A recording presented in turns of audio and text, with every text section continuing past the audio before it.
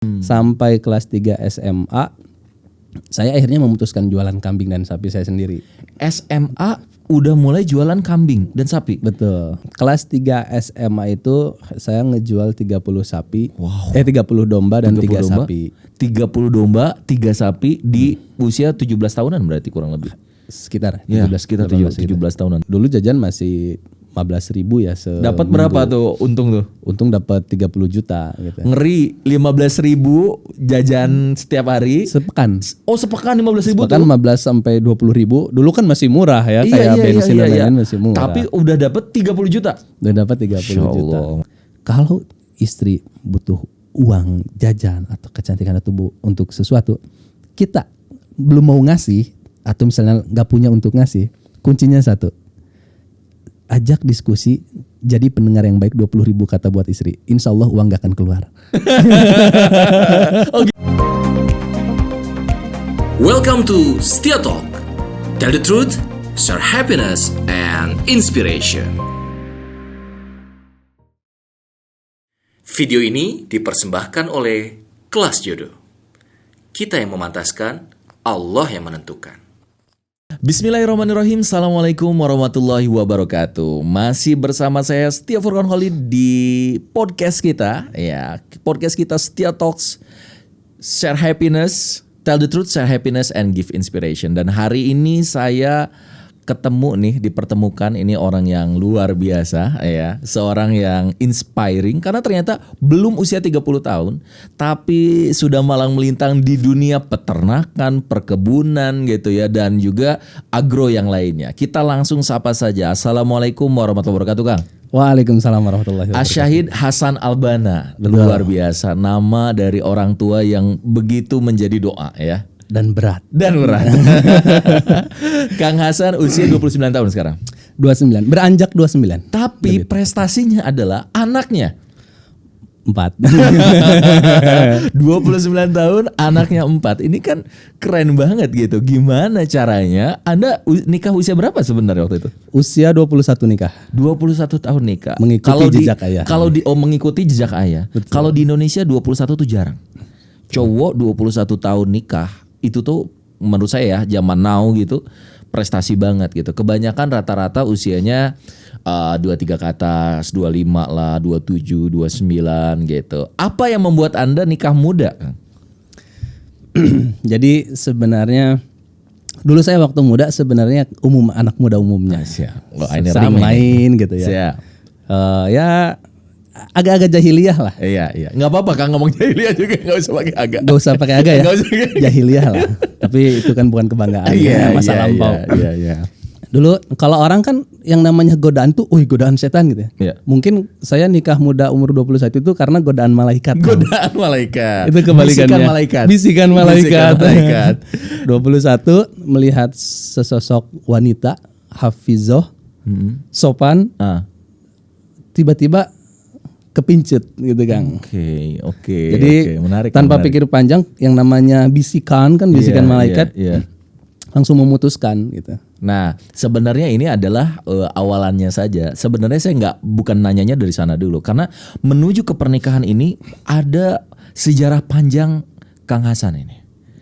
Sejak kapan Anda bergelut di bisnis peternakan ya? Atau Anda cinta sama peternakan tuh dari kapan, Kang? Betul. Jadi bisa dibilang gimana ya? Saya itu cinta peternakan dari kecil. Lebih tepatnya cinta hewan ya. Oke, cinta hewan. Dulu saya dari waktu kecil saya itu sering melihara binatang yang namanya ikan, kucing, ayam, burung, kura-kura gitu. Semua ada di rumah. Apa sama dengan kakak dan adik yang lain atau hanya saya? Oke, Anda punya keunikan ya. Dan saya yang suka diprotes sama kakak adik saya. Karena nggak ada yang suka. Betul. Hasan, itu burungnya di mana aja kotorannya? Hasan, itu kemana aja ayam? Wah, ngotorin tetangga. Wah, saya yang diprotes. Oke. Tapi alhamdulillah support orang tua di situ. Orang tua malah mensupport. Jadi makanan, beliin makanan, beliin hewannya. Yang penting artinya kita tanggung jawab. nggak ngekat ininya passionnya anak dari binatang gitu ke binatangnya. Betul, sangat mensupport. Sampai akhirnya Akang memutuskan di peternakan tuh gimana sih prosesnya dari cinta sampai akhirnya lebih serius ini jadi passion saya atau jadi pekerjaan saya atau ya usaha saya? Karena rasa cinta itu, jadi SMA itu saya kalau pulang sekolah, kalau nggak main lebih seringnya ke kandang. Pulang sekolah SMA itu mampir. Kandang siapa itu? Itu masih kandang punya orang tua. Jadi orang tua punya kandang kambing sama sapi. Saya setiap sekolah pulang ke sana. Agak jauh atau dekat dari rumah? Cukup masih di Bandung, Kabupaten Bandung ya tepatnya. Kalau saya kan Sejam tinggalnya ada di kota. perjalanan gitu. atau Lebih ke mungkin 15-20 menit. Oh dekat-dekat ya. Dekat-dekat. Kalau Jadi nggak mainnya langsung ke kandang? Nggak, mainnya langsung ke kandang. Pulang sekolah itu langsung ke SMA? kandang. SMA itu. Kadang juga ke peternakan yang di atas gunung. Kalau itu lumayan 45 menit. Jadi dulu karena Ngapain di senang sana? aja, Ngapain? main aja. Lihat gitu. Betul. Jadi nongkrong lah ya. Iya. Nongkrong. Nongkrongnya kalau yang lain gaul sama anak-anak, ini gaul sama sapi-sapi, Betul. domba-domba. Betul. Gitu. Tapi itu emang Oke. karena mungkin bagi beberapa orang melihat yang kayak gitu nggak ada kerjaan banget ya nongkrong sama kambing sama sapi gitu. Iya. Tapi bagi saya asik-asik aja gitu. Sampai kelas 3 SMA saya akhirnya memutuskan jualan kambing dan sapi saya sendiri. SMA udah mulai jualan kambing dan sapi. Betul. Modal dari mana tuh ceritanya? Sebagian saya dapat modal dari orang tua pasti. Oke. Sebagian lagi modal broker.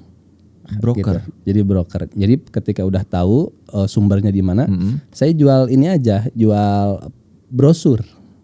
Dibuat brosur sendiri. Buat brosur sendiri. Ya Allah. Minta Tempel bantu kemana-mana temen gitu gitu atau lah. sebar kemana-mana. Waktu itu saya tawar-tawarin ke orang tua temen di sekolah. Oke. Benar-benar. Jadi Lebih simpel lakunya ya. semua sama orang tua temen.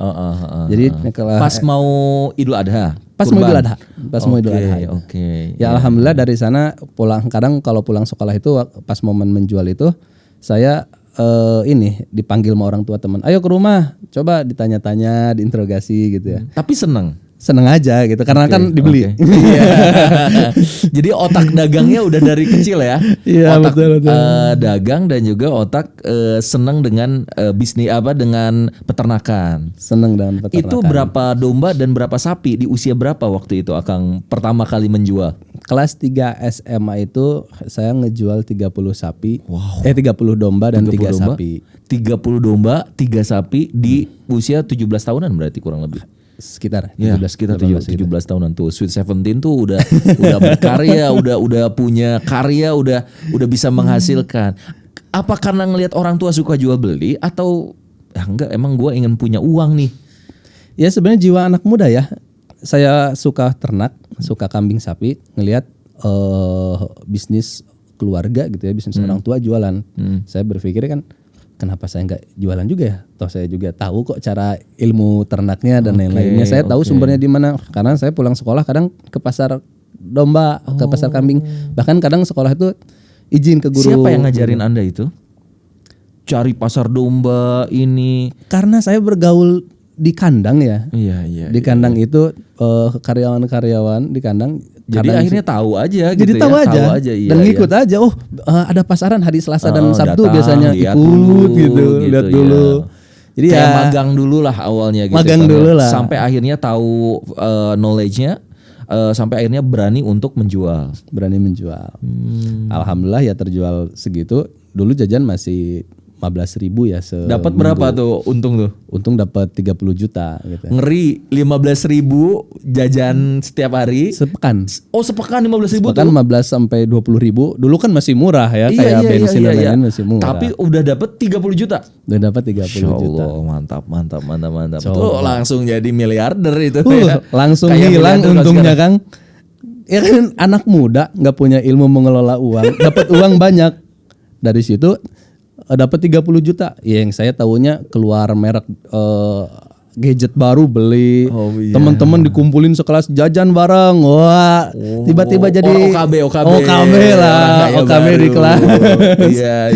Gitu. Tapi mengapresiasi kesuksesan di usia muda ya. Tapi belajarlah di sana ya. Betul. Akhirnya Selulus SMA langsung kuliah kah? Sehabis itu akhirnya orang tua melihat keseriusan saya. Kita diskusi lah orang tua, karena orang tua tuh nggak pernah memaksakan kehendak. Ketika mau menentukan sebuah tujuan, lebih ke mengajak diskusi. Jadi mengarahkan secara tidak langsung. Diskusi, dikasih pilihan lah, mau merantau ke Jawa Timur, belajar ternak di sana, atau mau kuliah.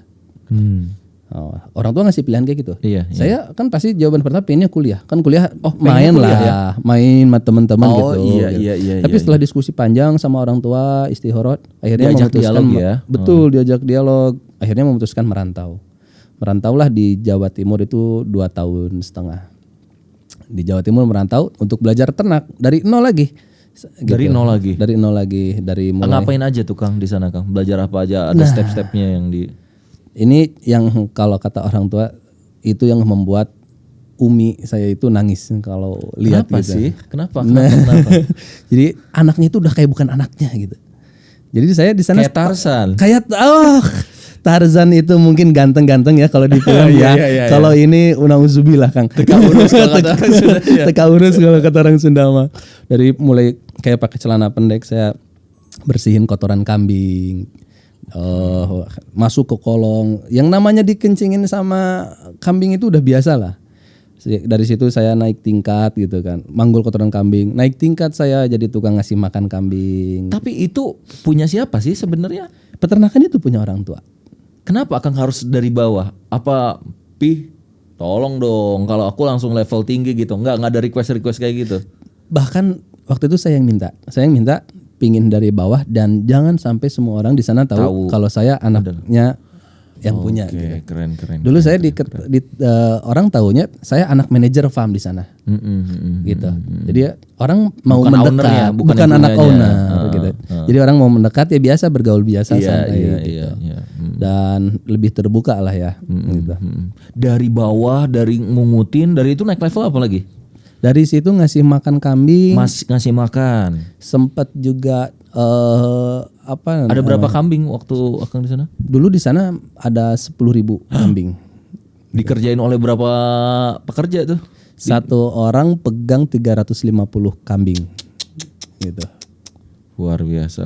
Gitu saya waktu awal masuk saya jadi PIC tukang ngangkut kotoran kambing untuk 2 kandang berarti 700 kambing gitu. Ya Allah. Makanya katanya saya tuh anak paling ganteng tapi setelah di kandang saya anak paling hidung. Kalau kata orang Sunda anak paling hitam. Oh gitu ya.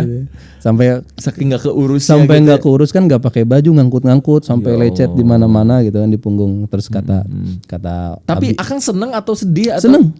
seneng karena passion ya. karena iya Passion. Kalau passion kayak gitu. Iya. betul emang seneng banget gitu di sana ya Nggak pulang-pulang 2,5 tahun itu atau ya ada pulang lah. pulang setahun sekali atau setahun 2 kali Oke. gitu pulang biasanya kalau hari-hari besar ya kayak kalau hari kurban malahan nggak pulang saya udah karena 10 tahun nggak di rumah gitu kalau kurban kalau hari besar tuh hari Idul Fitri. gitu Iya, ya. iya. Kadang juga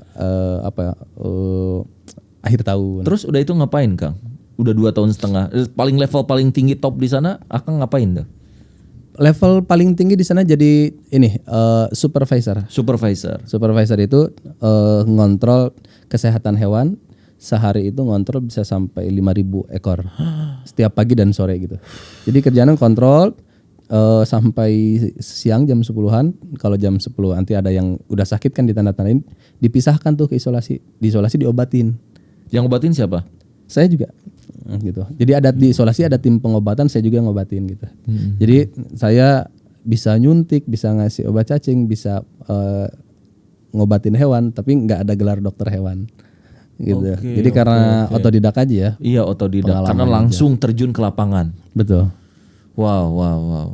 Ini pelajaran berharga. Tapi Akang menyesal nggak kuliah akhirnya 2,5 tahun waktu itu tuh. Teman-teman dari SMA kan kebanyakan lu ngapain lu gitu ya. Dari jualan aja mungkin kayak yang apaan jualan domba jualan sapi ada gak sih? Kan kadang anak-anak muda nggak mau bisnis, apalagi bisnisnya ke peternakan, nggak keren, nggak gaul gitu, bau gitu kan terkesannya kayak gitu kan. Betul. Walaupun sekarang sedang tren petani milenial kan. Gitu kan. Nah ini gimana nih Kang menyikapinya Kang? Jadi katanya kan yang namanya penyesalan tuh selalu di akhir. Iya. Saya baru merasakan sekarang penyesalan tuh ada di awal. Dulu saya nyesel, wah gak kuliah ngelihat teman-teman yang lain kalau postingkan main nongkrong, wah banyak temannya. Saya teman sama bapak-bapak, sama kambing gitu kan. Ada waktu itu perasaan kayak gitu. Oh ada pasti yang namanya anak muda. Kalau kita bicara nggak ada, nggak mungkin lah ya. Iya, Yang karena namanya rata-rata kamu nggak jadi kayak rata-rata orang. betul gitu. betul. Dan orang waktunya main, saya di sini belajar Dan kerja. Walaupun belajar dan kerja itu juga sebenarnya senang menjalaninya. Iya. Tapi ketika misalnya Gengsi lah, anak muda kan mainnya gengsi. Betul. Motor, baju, ada cewek misalnya kan gitu kan. Tapi ini enggak, ini di kandang gitu loh. Jadi Di ngeliatnya kandang. domba-domba gitu. Jadi ngelihat ceweknya bukan cewek, betina. Betina. Gitu. Sama semua. Akhirnya Itu nyesal waktu itu. Tapi semakin kesini saya melihat, oh kok saya berpikir tingkat kesuksesan saya itu sekarang jauh di bawah, di atas teman. Teman masih ada yang cari kerja, teman masih ada yang nongkrong. Mohon maaf, saya sekarang sudah menjalankan sebuah bisnis, walaupun bisnis keluarga, saya juga menjalankan bisnis pribadi. Iya. Karyawan ada berapa sekarang di Agro apa namanya? Nama PT-nya? PT Agro Surya Prakasa. Surya ya. PT Agro Surya itu udah ada berapa karyawan sekarang? Kontrak dan tetap ada 100. Kalau dengan orang freelance loh, ini CEO-nya. ngeri. Usia 29 tahun lagi. baru mau ya. Baru mau ya? Catat ini. Supaya Baru muda 29 loh. ya. Supaya terbranding muda loh. Ini Anda menuakan saya. Itu jadi percepatan, Kang.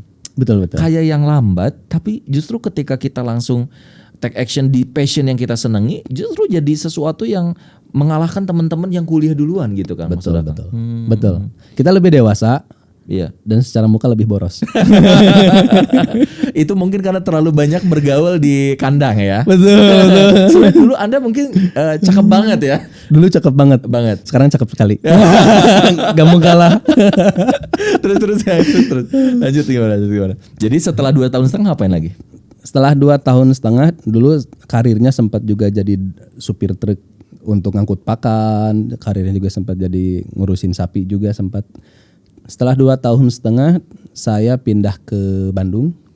Iya. Di Bandung Itu 2 tahun setengah ada gaji nggak? ada dong. Gede. Enggak, karena di sana masih Kayak magang. statusnya freelance. Oke. Gitu. Dulu gaji per bulan itu masih, kalau saya masuk full 30 hari, saya dapat gajinya 700.000. Rata-rata UMR dulu berapa? Dulu udah besar dong. Udah besar ya. Berarti itu masih di bawah UMR dong. Oh jauh di bawah. Jauh di UMR, bawah. gitu. Karena niat saya kan di sana belajar. Belajar. Gitu. Oke. Ya pas dapat gaji ya alhamdulillah, walaupun ya 700.000 besar loh Kang untuk sekelas dulu saya seumur segitu. Segitu Cukup- ya. cukup Usia berapa besar. ya? 20-an ada kan? Itu ya 20 ya. Iya 20 tahunan ya. 19-20 ya. Itu cukup besar. Ya kalau Bisa saving lah. Masih bisa saving nabung untuk lah. usia segitu ya, karena kan belum punya tanggungan. belum dan punya yang tanggungan lainnya. Iya. gitu kan. Ya segitu cukup besar. Sehabis 2 tahun setengah di Jawa Timur, saya pindah ke Bandung. Sekira setengah tahun. Sehabis itu merantau lagi. Oh iya. Merantau lagi ke Subang. Oke. Di Subang hampir 3 tahun. Oh di Subangnya hampir 3 tahun. Hampir 3 tahun. Sama itu juga peternakan juga sama. Sama, dan di Subang mulai lagi dari nol lagi, dari awal lagi. Dari awal lagi. Dari awal lagi di Subang. Kan di sananya udah belajar banyak. Tetap. Karena kondisinya berbeda Kang. Oke. Kondisinya berbeda. Oke. Jadi kita mengetahui kondisi-kondisi di sana lapangannya. Secara general sama, tapi ada beberapa kondisi yang memang kita butuh punya ilmu problem solving, critical thinking, analytical thinkingnya jadi berbeda karena dengan kondisi yang berbeda. Gitu. Ini domba aja harus pakai critical thinking segala sih. Karena kadang butuh keputusan-keputusan yang Oke. cepat gitu kan. Oke. Karena kalau nggak cepat, dampaknya kan mortalitas atau kematian ya. Oh gitu. Ya kan resiko beternak kita gitu kan. Karena gimana makhluk hidup nih. Makhluk hidup. Iya. Gitu kan. Iya. Jangan Salah. hanya makan, tapi bagaimana animal welfare-nya atau kesejahteraan hewan itu tercipta. Inilah mungkin kenapa para nabi itu katanya rata-rata menggembala kambing. Betul. Manajemennya lebih ke leadership dong berarti Kang. Bisa dibilang gitu ya. Kepemimpinan tadi memutuskan Ini harus cepat diputuskan, harus dijual atau enggak, bagaimana pakannya dan yang lain, bagaimana mengurus mereka dan yang lain. Oh iya, Mengikuti menarik. Apa tantangan di peternakan, Kang? Tantangan di peternakan sebenarnya lebih ke ini ya. Kalau kita bicara beternak kan kita bicara mortalitas, bicara kematian, kita bicara pakan. Dan yang harus kita tahu di Indonesia beternak yang kaya itu bukan yang beternak. Setuju saya. Gitu. Setuju saya. Tapi yang bisnis ternak kayak petani lah ya. Kita Dari kan dulu gitu-gitu aja. dari dulu gitu-gitu aja. Kesejahteraan petani peternak ini agak minim. Iya, betul. Karena udah capek-capek beternak, Iya. pas mau dijual Harga jatuh. di ini banget ya. Jadi Iya, tantangannya betul. dalam proses beternaknya memang bagaimana kita bisa meningkatkan produktivitas ternak itu, gitu. Tapi selain itu juga bagaimana kita bisa menjualnya, itu tantangannya. Saya sempat di Subang, kantor itu kita penggemukan tuh fattening domba 7.000 ekor. 7.000 ekor. 7.000 ekor. Kita dan percaya dirinya, ayo kita beternak dari 6 bulan sebelum beternak domba supaya gemuk. Kalau sudah gemuk kan gemuk mah pasti kejual. Kita bisa ngejual harga lebih murah dari pasaran. Betul. Ternyata tidak semudah itu Ferguson gitu kan. Dari 7.000 kejual 2.000 sisa 5.000. Waduh, Sisa 5.000 ya kalau kata orang Sunda napak tarang kayak gini. Tik, aduh. udah nggak itu udah momennya masa harus terus kasih pakan lagi kan Oh gitu iya. ya. Akhirnya nggak ekonomis lagi 5.000. Dan harus dijual dalam waktu dekat. Kalau enggak semakin kesana semakin rugi. Jadi dimurahin dong kalau gitu. Dimurahin. Wow, masih banyak tantangan-tantangan yang lainnya. Saya ingin bahas dan nanti juga saya ingin nanya tentang bagaimana ketemu istri sampai akhirnya punya anak 4, ini prestasi luar biasa Dika di usia 21 tahun setelah pesan berikut ini. Masih bersama saya Setia Furqan Khalid di podcast kita bersama dengan Kang Hasan. Ini seorang CEO dari PT Surya Agro Surya Perkasa. Saya mau sebelum masuk ke cerita itu, boleh ceritain Kang, apa sih yang dilakukan oleh PT Surya Agro Perkasa ini? Agro Surya Perkasa ini perusahaan di bidang food and livestock. Food and Livestock, bahasa Indonesia mah makanan dan ternak. Oke. Gitu. Kok makanan dengan ternak asa nyambung? Kalau beternak kan jadi makanan. Oh iya benar. Iya benar. Yang Betul. nggak boleh itu ternak hidup langsung dimakan. Benar. Jadi apa aja tuh turunan-turunan? Untuk hilirnya bisnis ini untuk livestocknya kita ada akikah sama kurban. Akikah sama kurban. Oke. Oh relate banget tuh. Ya, Dimana bisnis itu dampaknya ya. Utamanya kita dakwah untuk mengajak orang berkurban dan berakikah. Tapi bisnis itu keuntungan itu dampaknya. Siap.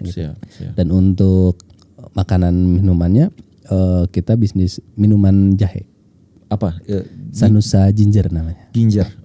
Oke. Itu sasetan gitu Kang atau? Itu pouch. Oke. Itu pouch. Boleh saya keluarkan nggak? Iya, sangat boleh. Iya, saya butuh lihat ini. Nah, bentuknya kayak seperti gini. ini. Iya Kang, maaf. Teman-teman nih kayak gini ya. Dan ini ada 2 varian rasa. Sanusa Ginger.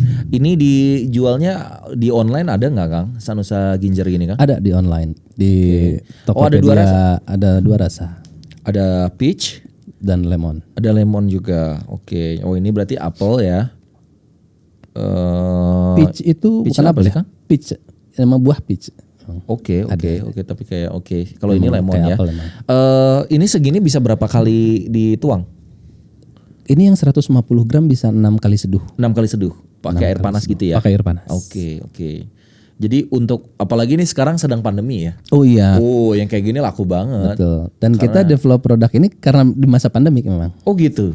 Oh keren. Jadi berkahnya pandemi ini Berkahnya pandemi. berinovasi. Betul. Oke, Yang namanya pengusaha kan kita harus tetap harus bisa agile ya. Iya, Harus tetap bisa bertumbuh. Mau pivoting bisnis kayak gimana, cobain ini gitu Betul, ya. betul. Dan sekarang bagus ini penjualannya Kang. Alhamdulillah per bulan kita bisa menjual 30.000 pouch. Wow. Dalam baru Mantap, 1 tahun ya. mantap. Karena Baru memang 1 baru tahun 1 ini tahun. bisnis yang salah satu lini bisnis ini berarti ya. Betul. Keren. Nih teman-teman, kalau teman-teman mau pesan Sanusa Ginjar ini ada IG-nya gitu atau ada? Ada. Bisa ke Sanusa Food. Sanusa Food Instagramnya @Sanusa Food ya. Disatukan. Sanusa Food disatukan. Jadi teman-teman boleh nanti nih kalau ada yang mau ke @Sanusa Food ya.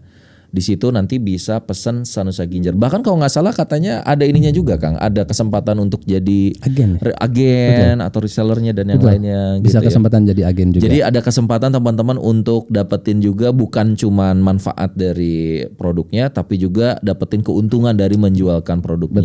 Betul. Ini salah satunya. Lalu apalagi Kang? Selain ini kita ada produk Habat Latte. Jadi kalau sama kayak gini juga berarti pouch? Kalau ini saset ya. Oh ini sasetan. Ini juga ada yang sasetnya. Oke. Jadi Habat Latte ini kita bagaimana kayak minum kopi. Tapi ini bukan kopi Habat.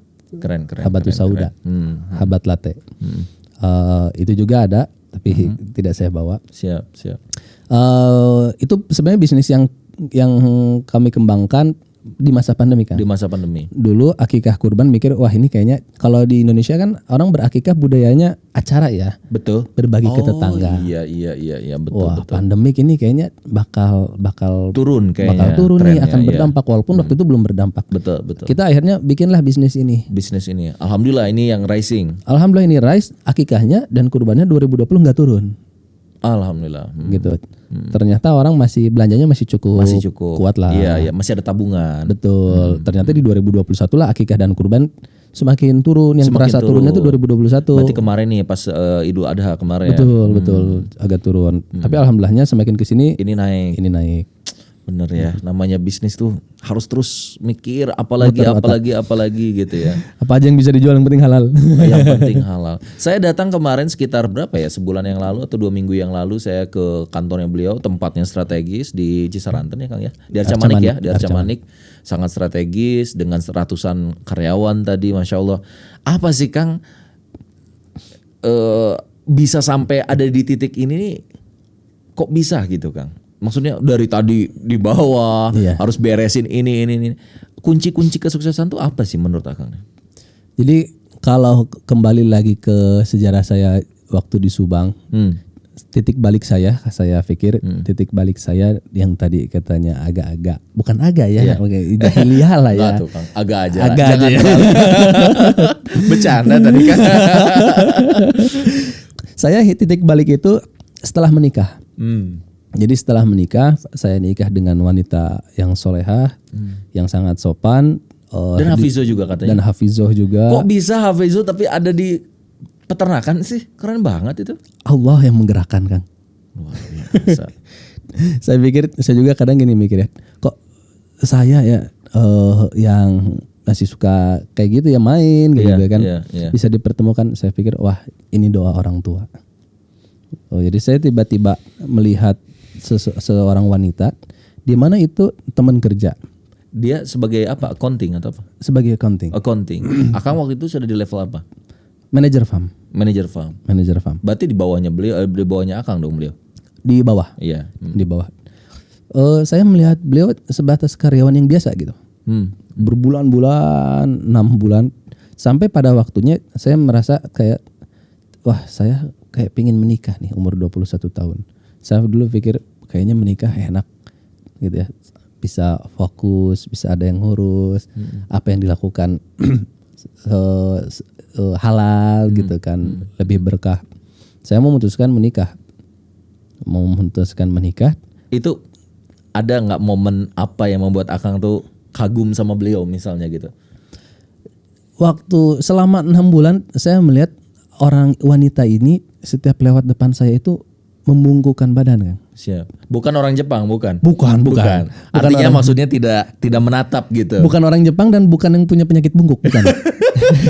Iya. Kalau lewat depan saya bungkuk, saya pikir lebay juga cewek gitu kan. Nah, padahal itu sopan. Ya, saya Dan pikir menjaga. dulu awal-awal masuk paling juga 1 bulan pertama tuh orang. Tapi Konsisten. Sampai 6 bulan terus seperti itu. Terus karena kita di mes dulu, karyawan-karyawan itu di mes, jam 3 subuh tuh dia itu ribut Kang. yang ngaji lah, yang suara air lah apa. Ternyata setiap malam tahajud. Masya Allah. Saya itu jam 3 itu baru mau tidur, dia baru bangun. Iya. Awal-awal kan kesal kan, kita mau tidur Mau ini tidur ribut ini. gitu kan. Benar, Padahal paginya kita harus sudah aktif lagi kan. Iya, kita harus istirahat, harus fit ya. Betul. Dari situlah saya bilang bisikan malaikat muncul. Gitu. Keren. Itu saya ingin memutuskan menikah waktu itu, wanitanya aja belum tahu kalau saya mau melamar. Oh. Tiba-tiba saya Nggak pernah apa pendekatan dulu lah gitu apa dulu? kan waktu itu saya nggak suka sama dia Kang. Apa sih ini orang lebay banget ngebungkuk kayak gitu kan. Gitu. Semakin ketika ada bisikan itu saya mulai PDKT akhirnya. Oke. Jadi benci dia jadi cinta itu seperti itu kan. Hati-hati makanya jangan terlalu benci nanti jadi cinta. Terus cinta karena Allah ya. Iya. Dari situ saya berpikir pingin nikah, saya pulang lah ke Bandung. Kasih tahu ke orang tua. Bi, Hasan mau nikah. Kaget dong orang. Oh, bukan kaget lagi, Kang. Lebih dari dapat uang kaget yang di TV Kang. Senang maksudnya. Senang orang tua. Karena kan orang tua itu sangat membebaskan ya. Kalau mau nikah muda silahkan, yang penting bisa menjaga diri, yang penting tahu dasar-dasarnya seperti apa. Besoknya orang tua langsung meluncur ke Subang.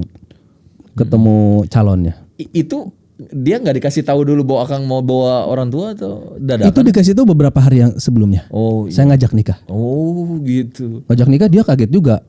Makanya pas orang tua datang ngajak ngobrol bertiga doang, Abi, Umi sama dianya. Saya nggak ikutan.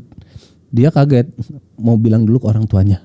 Jadi dia belum ngomong. Belum ngomong juga ke orang tuanya. Atau ya kayak yang bohongan gitu ya. Yang benar-benarnya ditembak teh siga kieu ditembak beneran makanya. Gitu. Akang gimana sih ngomongnya deh? Tips buat para cowok yang mau nembak cewek untuk jadi istrinya. Itu gimana? Anda ngomongnya gimana langsung sama beliau? Enggak lah, kalau langsung dia nanti pingsan juga. Sama teman, sama ini ada. Enggak, saya langsung juga. Gimana? Jadi enggak lewat gimana? Saya waktu itu langsung didatengin siang-siang di kantor di jam istirahat. Nanya lebih ya sopan lah ya.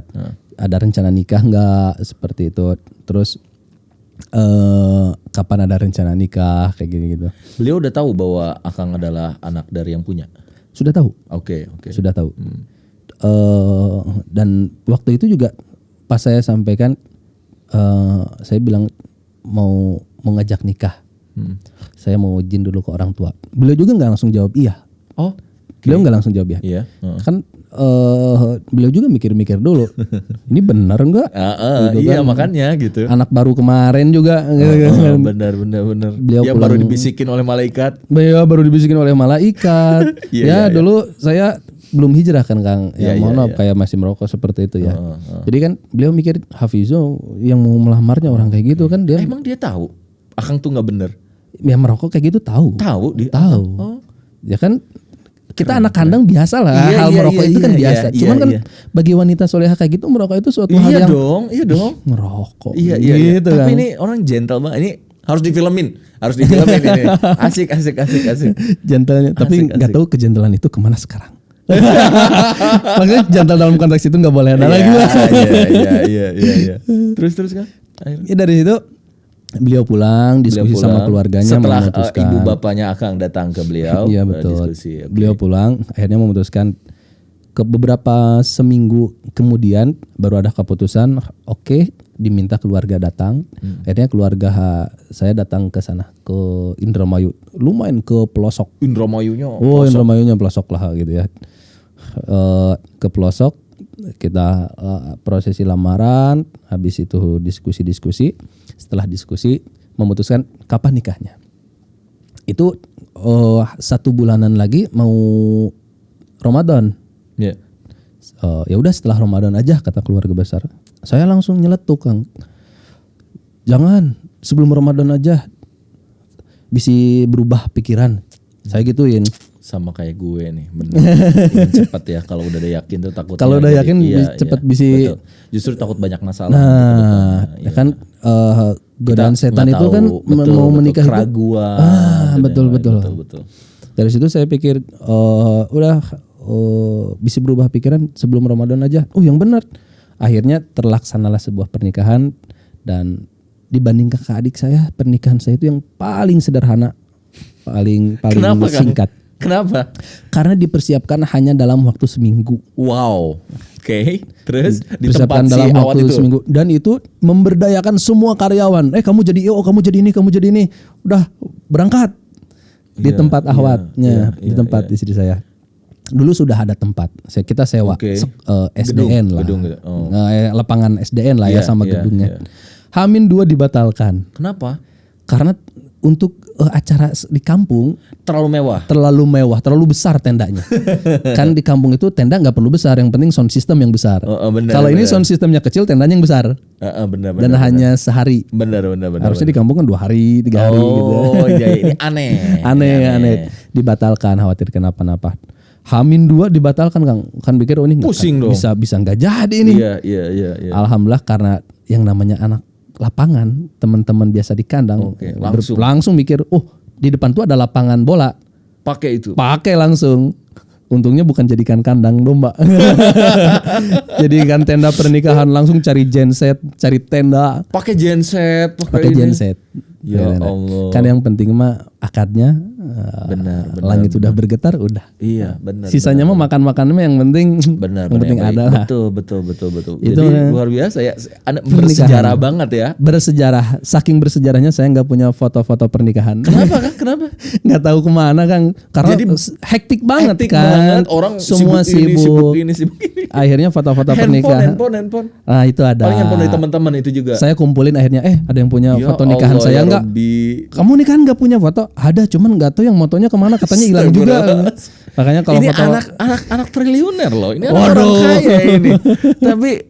tapi saya salutnya adalah beliau tetap down to earth, tetap orang lapangan, orang yang memang di kandang. Ya udah, emang ininya juga di lapangan gitu ya. Betul. Qadarullohnya akhirnya itu di sana. Tapi apa Anda mau walimah ulang gitu atau? Karena aduh ini nggak ada fotonya. Nggak, karena saya juga sama Kang, dulu waktu nikah saya sederhana gitu, sampai foto alhamdulillahnya ada, tapi Ada, video ya. yang nggak ada gitu, karena kan saya budgetnya Terbatas, pas-pasan. gitu. Iya, bukan pas-pasan, bukan nggak punya, saya ngeluarinnya cuma ingin segitu gitu kan. Terus istri saya suka ngomong gitu, kayaknya kita harus walimah lagi deh. Karena nggak ada video, nggak ada foto dan yang lain. Tapi akhirnya keberkahan itu terasa ya Kang. Keberkahan itu terasa, dan menurut saya titik balik saya disitulah sampai sekarang. Istri saya bawa saya ke lebih jadi orang yang soleh, rajin sunnahnya. Ya kalau rajin sunnah wajibnya insya Allah lah ya. Terus saya lebih dewasa lagi. Saya lebih banyak belajar ilmu agama juga. Justru Akang yang kebawa jadinya. Saya yang kebawa oleh istri. Keren banget ini.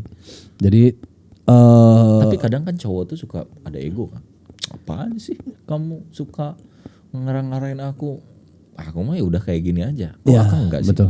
Ini yang kerennya di sini nih. Kok bisa jadi titik balik Kang? ya saya kadang kan gini. Dulu sebenarnya masalah karena ego juga, Kang. Saya ego, saya imam nih. Iya. Masa saya nggak ada perasaan iya itu. dong. Saya imam nih. Masa saya nggak bisa lebih baik dari istri saya? Makanya saya belajar ke istri saya. Wow, keren, Gitulah. keren. Cara berpikirnya bagus. Cara nih. berpikirnya gitu. Bagus. Masa istri saya tiap malam tahajud Saya rajin, enggak. saya tidur aja. Saya imam loh, karena gengsi itu, Kang. Keren. Akhirnya harus bangun lah tahajud. Keren. Minimal 3 rakaat dulu, malah 2 plus 1 naik sekarang. Keren. Nambah duha, nambah. Karena istri mah udah istiqomah dari dulu. Sudah istiqomah gitu. Istri sudah istiqomah dari dulu, bahkan sampai sekarang istiqomah gitu. Dan saya sekarang dulu saya bisa hijrah ya, ada bisikan malaikat, saya pikir itu doanya orang tua. Kalau sekarang nambah, Doanya istri. orang tuanya jadi nambah kan, doa orang tuanya jadi 4 Mertua. sama ada mertua, plus juga doa istri. Yang saya pikir sampai sekarang, saya umur 29 punya anak 4, suksesnya kayak gimana? Ya pastinya ini mah Allah yang menggerakkan ya. Bener loh. Istri saya yang benar-benar care terhadap pendidikan agama, bagaimana membangun fitrah iman ke anak-anak. Bahkan kalau bisa dibilang saya kalah ya. Anak pertama saya sekarang sudah hafal An-Naba sampai Al-Insyikok. Masya Allah. Usia berapa sekarang? 6 tahun. 6 tahun.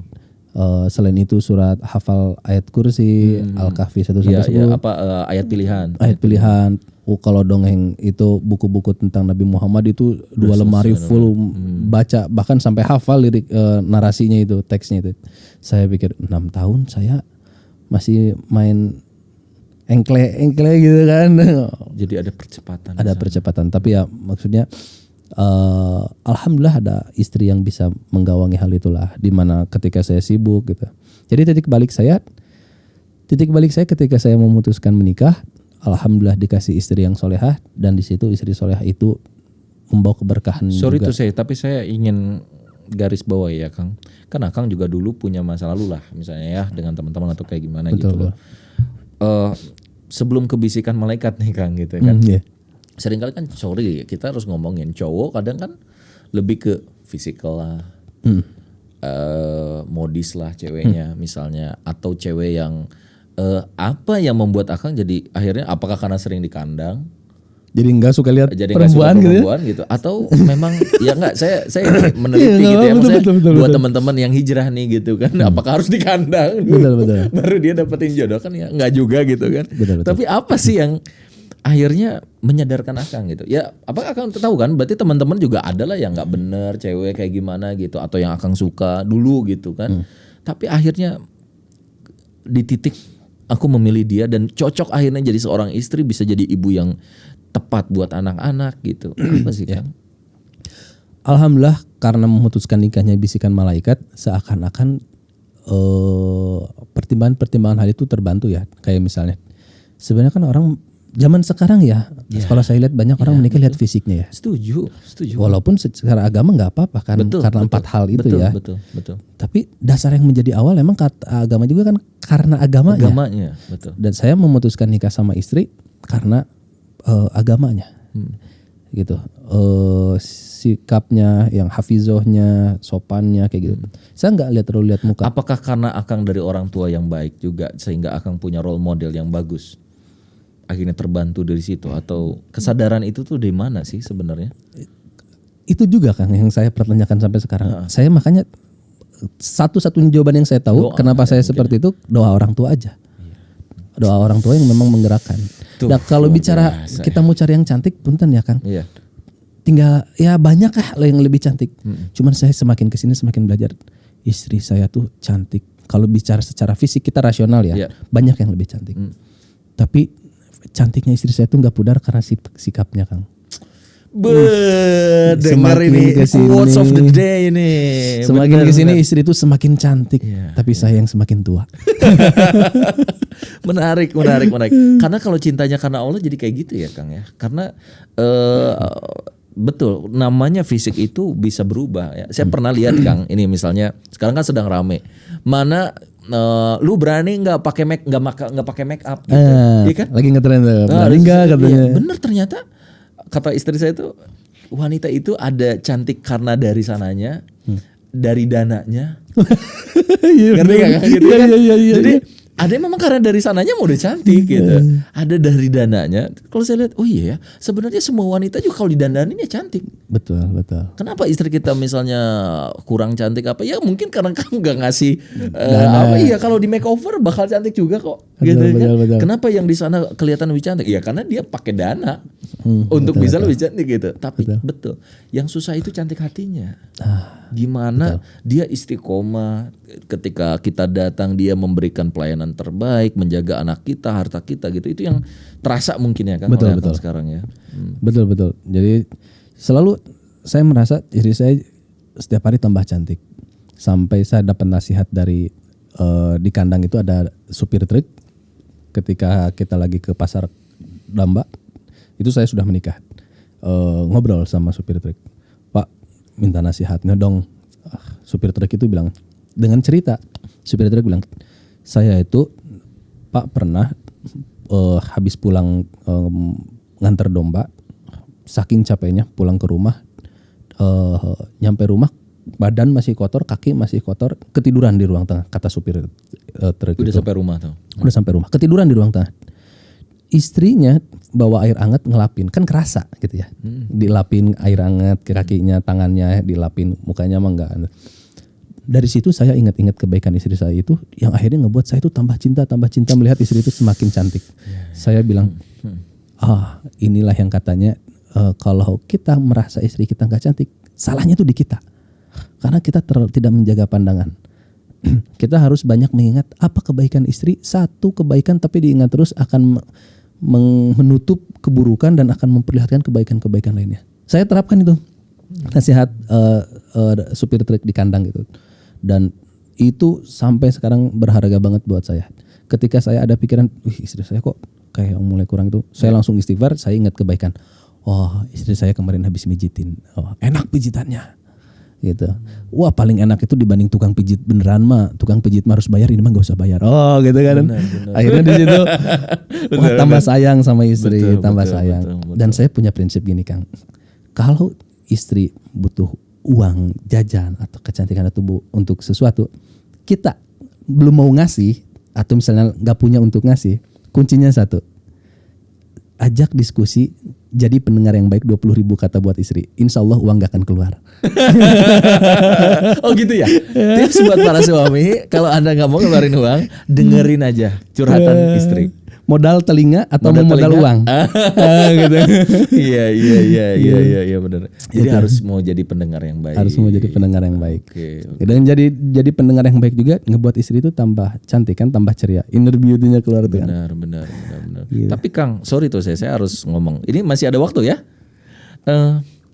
Godaan laki-laki sukses di usia muda lah.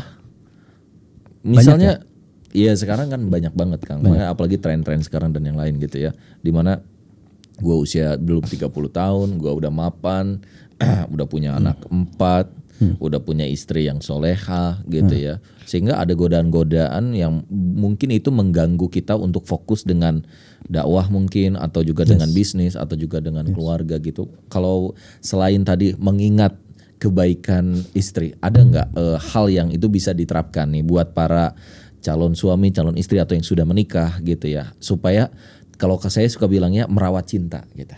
Nah, kan bukan cuma menumbuhkan. Kalau saya lihat nih Akang nih membangun cinta kan, sama-sama nggak kenal, akhirnya ta'aruf, langsung nikah, di sana terus cintanya dibangun. Tapi kan kadang udah berapa tahun berarti menikah ya? 7 tahun. Nah 7 tahun lumayan nih. Biasanya 5 tahun pertama aja. 7 tahun tapi kayak tahun pertama loh. Ini yang menarik ini. How? Bagaimana? Karena saya berkali-kali gitu. Sekarang Kang di KBB katanya di Bandung Barat saja ada 2.500-an sorry boleh dicek gitu takut saya salah, atau 1.600 atau 2.500 perceraian. Betul. Tertinggi. Tahun 2021. Tertinggi se-Jabar. Tertinggi se-Jawa Barat tahun 2021 itu berarti yang update sekarang, dan 75%-nya gugat cerai dari wanita. Betul. Saya jadi berpikir ulang gitu loh. Ini mudah-mudahan tips dari Akang ini bisa membantu nih. Yang tadinya mau bercerai akhirnya jadi mikir 2 kali gitu kan. Yang tadinya sudah bercerai bisa rujuk kembali gitu. Atau tidak mengulangi kesalahan yang sama gitu. Apa sih tipsnya untuk jadi keluarga yang insya Allah mudah-mudahan sakinah, mawaddah warahmah atau harmonis gitu kan? Sebenarnya gini ya, godaan itu kan selalu ada. Betul. Ketika kita di bawah, ketika kita di atas itu selalu ada. Makanya memang saya pikir balik lagi ke hadis ya. Karena apa kita menikah sih Kang? Itu yang akan menjadi pondasi menurut saya. Kalau why-nya. Kalau kita hanya menikah karena harta gitu kan, emang kita bisa menjamin pasangan kita hartanya sampai akhir hayat? Kan enggak ya. Apakah kita bisa karena keluarga? Kan kita belum tentu keluarganya tetap terpandang atau enggak. Betul. Gitu. Yang saya pikir dasar awalnya yang menjadi pondasi adalah memang memutuskan nikah karena agama gitu. Dan menurut saya gini, ada hal yang perlu diperkuat ya dalam hubungan dalam suami istri dan dalam membangun keluarga bersama. Itu kita harus clear akan visi kita Kang. Akan visi kita. Saya punya visi keluarga. Bahkan visi keluarga saya buat kaligrafi kayu, saya tempel di dinding. Apa Kang kalau boleh tahu biar jadi inspirasi buat yang visi lain. Keluarga saya ini membangun generasi yang sukses dan cerdas untuk menggapai ridho Allah. Pastinya dengan landasan iman dan takwa. Sukses dan cerdas untuk menggapai ridhonya Allah. Misi kami, setiap anak harus punya proyek hidup yang besar. Jadi kita tidak membebaskan anak harus jadi apa, tapi apa yang kamu tentukan itu harus jadi punya proyek besar. Sama kayak halnya saya dan istri. Saya dan istri punya proyek besar juga. Apa? Kami pingin punya sebuah lembaga pendidikan yang gratis. Kami pingin punya membangun masjid. Kami pingin punya yayasan gitu. Kami pingin punya lembaga wakaf. Itu salah satu proyek-proyek besar. Kasarnya kalau kita bilang mesin amal. Kalau kami di keluarga bilang kita harus punya, selain mesin uang harus punya mesin amal dong gitu. Bagaimana, kan orang pikir mesin amal itu harus ada karena mesin uang. Kalau kami balik, mesin uang harus ada karena mesin amal. Karena uang akan ngalir kalau amalnya ada gitu. Itu yang menurut saya kita visinya harus jelas dong dalam keluarga. Kalau nggak punya visi, kita godaan sedikit berantem atau apa. Berantem pasti ada ya dalam rumah tangga ya. Menarik. Tidak Tapi hanya kalau visi kita besar nantinya terlewati ya yang kayak gitu ya Kang ya. Iya, Karena betul. apa ini sepele. Ini mimpi kita besar. sepele. Ini mah hanya levelnya storming. keren. Kan ada forming, terus kita pasti nanti ada norming. Dari forming kita mencari bentuk norming. Oh normal nih, kita kondisi normal gitu kan. Nanti ada storming. Ada badai. Ada badai. Wah, yang namanya berantem hal sepele lah, hal besar lah. Ini pasti storming. Tapi ketika kita bisa melewati fase storming, nanti kita bisa masuk fase performing. Performing ini akhirnya wah berantem kieu mah geus biasa. Nanti juga berhenti. Wah, jemedut misalnya istri lagi jemedut. Tinggalin dulu aja. Nanti juga balik lagi. Kita sudah tahu nih di level storming itu titik-titiknya di mana.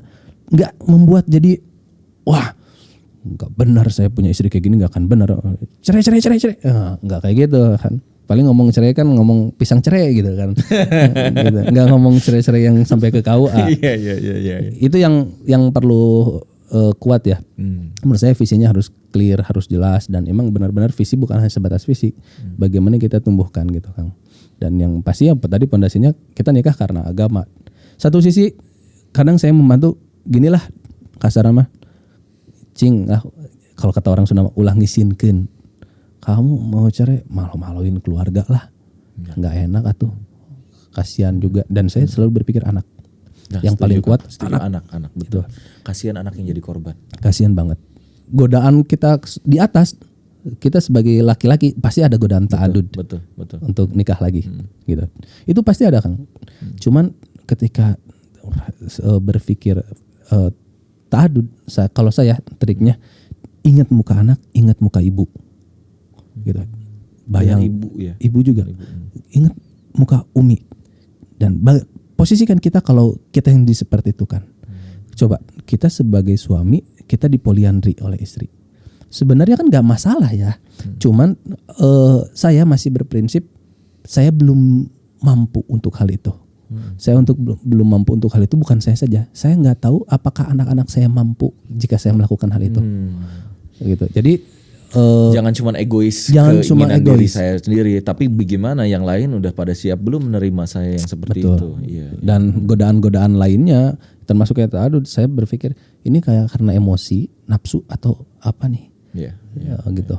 Beda halnya dan baginda Rasulullah kan untuk dakwah ya, subhanallah. Dan level itu saya jauh lah ya. Dan masih banyak godaan-godaan lainnya pasti kan ketika udah besar, yang pasti saya balik lagi ke pondasinya. Selalu karena agama gitu, kita punya visi, saya ingat anak, saya ingat ibu, ingat keluarga gitu. Udah panjang kita. Gimana ini ya? Udah nggak kerasa ya. Ini menarik sekali perbincangan kita dengan Kang Hasan. Ini saya waktu kemarin first impression ketemu sama beliau nggak keluar nih. Ini keluarnya di sini gitu ya. Dalam banget ketika digali. Betul kata beliau, ngalir aja Kang. Kalau saya keluar tuh kalau ngalir katanya. Oh iya benar, siap. Jadi makasih banyak Kang. Ini inspirasi. Mungkin ada di ada info-info yang mau, atau mungkin ada yang mau boleh follow Instagramnya Kang, atau juga mau lebih kenal sama PT-nya boleh di follow di mana, boleh Kang, silakan, atau kesan-kesan atau kata-kata yang ingin disampaikan di akhir acara kita. Siap. Pertama-tama saya ucapkan terima kasih juga ke Kang Furqan, karena saya juga banyak belajar dan banyak suka merendah nih. Saya banyak belajar ini. Saya banyak lihat quote-quotesnya dan itu menjadi ilmu juga buat saya. Gitu.